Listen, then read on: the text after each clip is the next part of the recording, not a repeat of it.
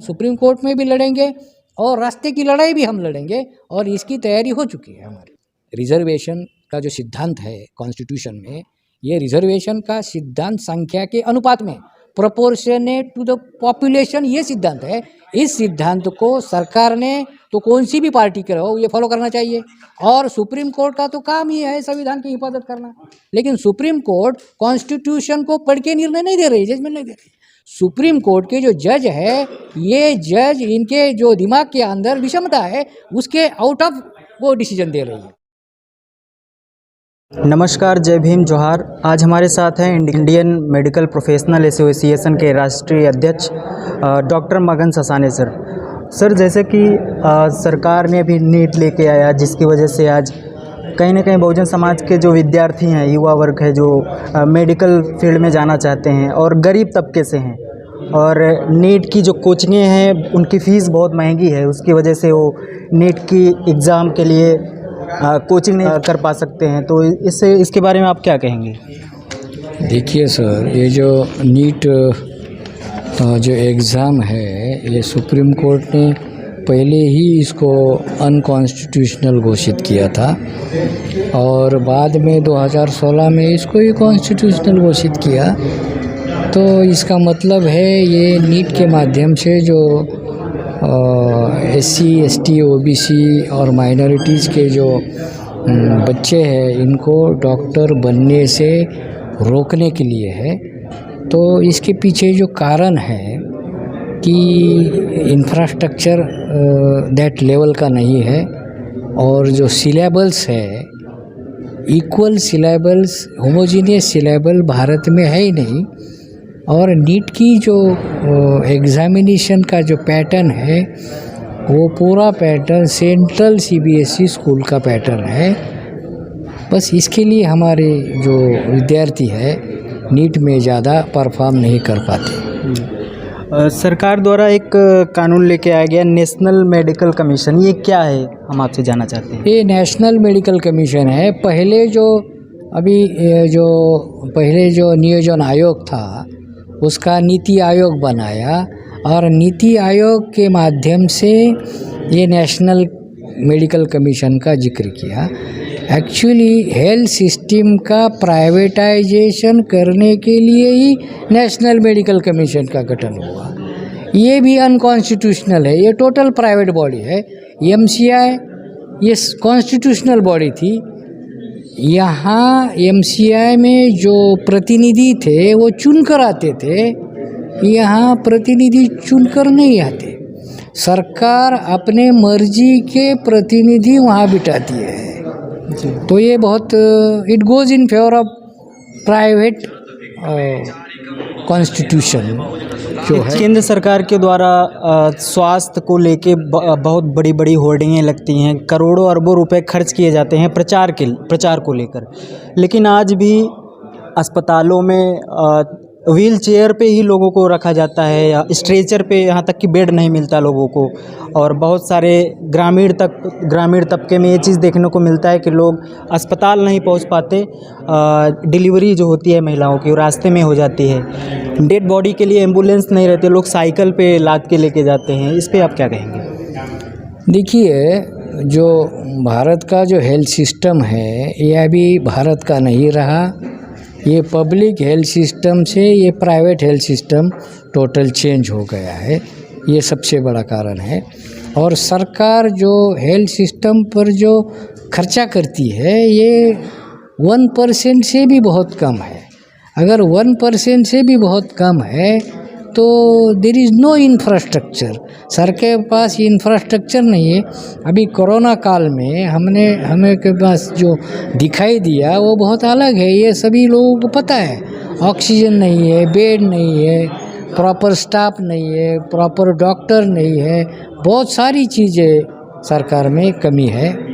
तो इसको ओवरकम करने के लिए सरकार जी की स्ट्रैटेजी है, प्राइवेट को बढ़ावा दे रही है।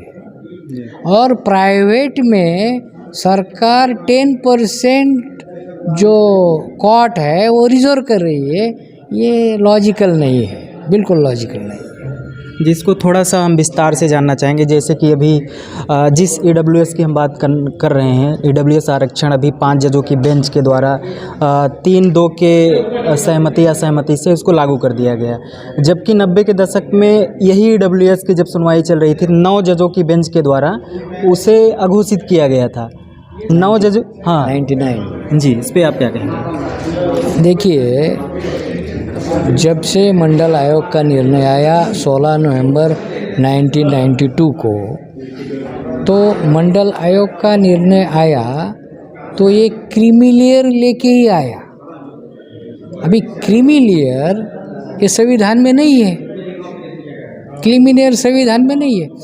रिजर्वेशन जो है, रिजर्वेशन अलग है, और रिजर्वेशन ये ही रिप्रेजेंटेशन है। तो 2 शब्द है, एक है रिप्रेजेंटेशन और दूसरा है रिजर्वेशन। अभी ये बारीकी से समझना होगा, ये बहुत इम्पोर्टेंट है।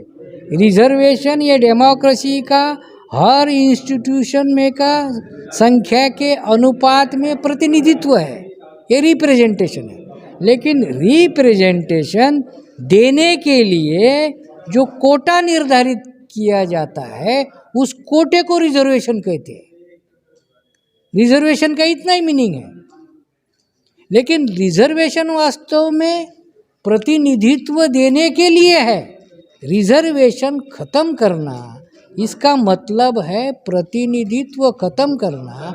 प्रतिनिधित्व खत्म करना इसका मतलब है डेमोक्रेसी खत्म करना, क्योंकि डेमोक्रेसी प्रतिनिधित्व के बिना यूजलेस है। ये बात है। दूसरी बात है, जब क्रीमी लेयर का सुप्रीम कोर्ट ने निर्णय दिया तो उस क्रीमी लेयर का आधार बनाकर ईडब्ल्यूएस आया। ईडब्ल्यूएस टोटल अनकॉन्स्टिट्यूशनल है। तो सुप्रीम कोर्ट ने क्या किया, जो कॉन्स्टिट्यूशनल रिजर्वेशन है उसको खत्म किया। कैसे? Reservation is not a fundamental right, अभी लॉकडाउन में। और दूसरी तरफ ईडब्ल्यूएस जो कि अनकॉन्स्टिट्यूशनल है उसको लागू किया। तो ईडब्ल्यूएस अनकॉन्स्टिट्यूशनल ही है। तो ये इस पर ज़्यादा चर्चा कर ले।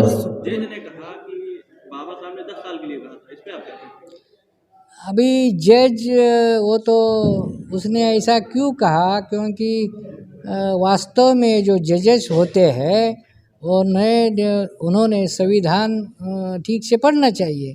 बाबा साहब ने 10 साल के लिए जो रिजर्वेशन है ऐसा कहा है, वो कौन सा रिजर्वेशन है? वो पॉलिटिकल रिजर्वेशन है। रिजर्वेशन के 3 प्रकार है, reservation in education, reservation in service, reservation in promotion and reservation in politics.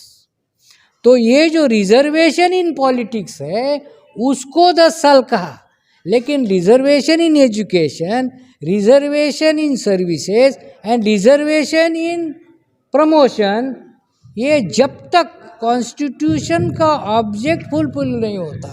अभी कॉन्स्टिट्यूशन का ऑब्जेक्ट क्या है? न्याय, स्वतंत्र, समता, बंधुता, ये कॉन्स्टिट्यूशन का ऑब्जेक्ट है। ये जब तक फुलफिल नहीं होता तब तक reservation in education, reservation in services and reservation in promotion होना चाहिए। पॉलिटिकल रिजर्वेशन 10 साल के लिए बाबा साहब ने कहा था, वो ख़त्म कर देना चाहिए, वो आज भी ख़त्म कर देना चाहिए। जो 5 जजों की बेंच थी डब्ल्यूएस की सुनवाई में, वो उसमें एक जज थे जस्टिस पादरीवाल। ये जस्टिस पादरीवाल गुजरात हाई कोर्ट में उन्होंने एक बयान दिया था कि आरक्षण और करप्शन, रिजर्वेशन एंड करप्शन जो है देश के लिए अभिशाप है, इन दोनों को ख़त्म कर देना चाहिए। जो जस्टिस पादरीवाल आरक्षण के विरोध में थे वो डब्ल्यूएस के समर्थन में अपना मत दिए हैं। इस पे आप देखो, रिजर्वेशन एंड करप्शन, अभी देखो रिजर्वेशन वाले तो लोग करप्शन नहीं कर रहे, जो रिजर्वेशन से नहीं है वो लोग सबसे ज़्यादा करप्शन कर रहे हैं।